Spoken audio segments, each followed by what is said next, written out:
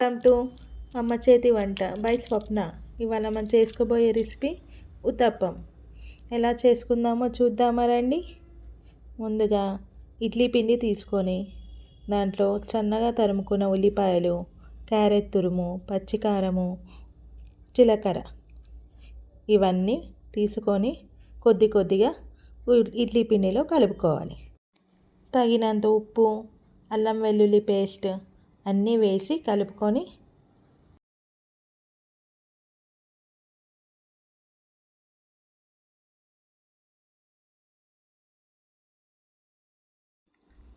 పెనం వేసాక కొంచెం నూనె వేయాలి. నూనె వేసి పిండిని వేయాలి.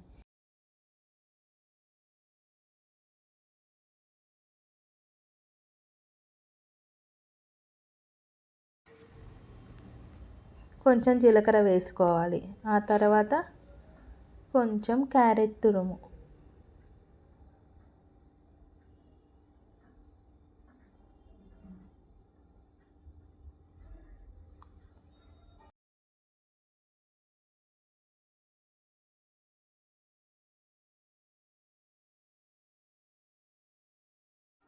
ఇప్పుడు మూత పెట్టుకొని ఒక 5 మినిట్స్ సిమ్లో పెట్టుకోవాలి మనం.